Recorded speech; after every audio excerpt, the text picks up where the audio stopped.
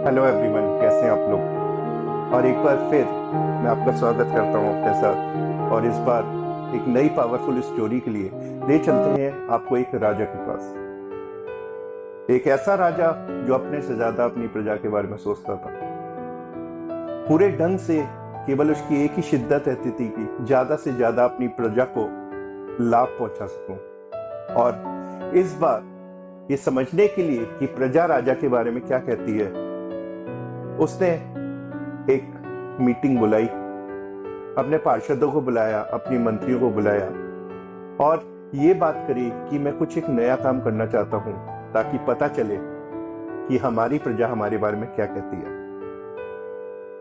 वो मीटिंग तो खत्म हो गई, लेकिन राजा को कोई एक अच्छा सबब नहीं मिला कि क्या करें ताकि हमें पता चले हमारी प्रजा चीजों को कैसे लेती है। दूसरे दिन एक मंत्री ने राजा के कान में आके कुछ एक तरीका बताया। राजा बड़ा खुश हुआ और उस काम को करने के लिए उसने एक सड़क पे एक पत्थर रखवाया। ये वो सड़क थी जहां से कई प्रजा लोग आते थे और जाते थे, और खुद वहीं झाड़ियों में जाके छुप गया देखने के लिए कि प्रजा क्या कहती है।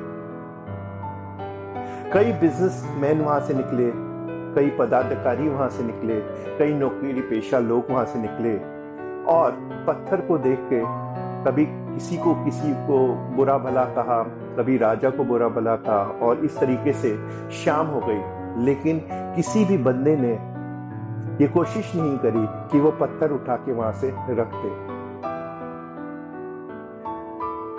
शाम होने को थी, सूरज ढलने को था, तब तक एक किसान अपने घर वापस जा रहा था।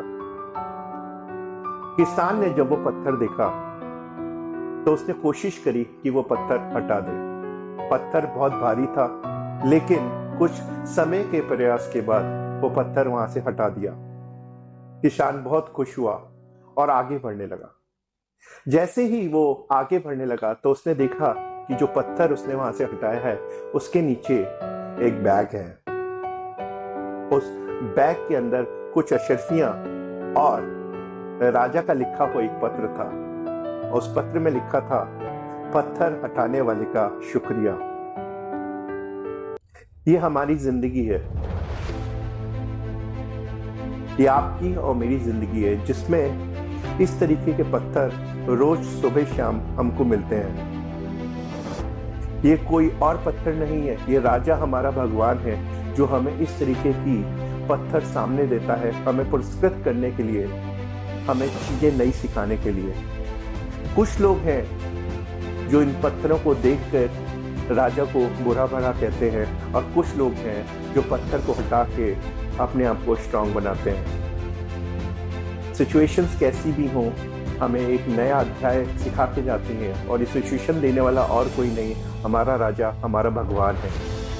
तो आज के बाद जब भी कोई प्रॉब्लम आए तो हमेशा इसको अपॉर्चुनिटी की तरह देखिएगा कि अगर ये मैंने सॉल्व कर दिया तो मुझे अशर्फी मिलेंगी, क्योंकि भगवान वो प्रॉब्लम, वो सिचुएशन हमें दे रहा है, वो चैलेंज हमें दे रहा है ताकि हमें पुरस्कृत किया जाए। चलता हूँ इस संदेश के साथ। मैं आपका दोस्त नितिन मेहरोत्रा फिर मिलूंगा एक ब्यूटीफुल वीडियो के साथ।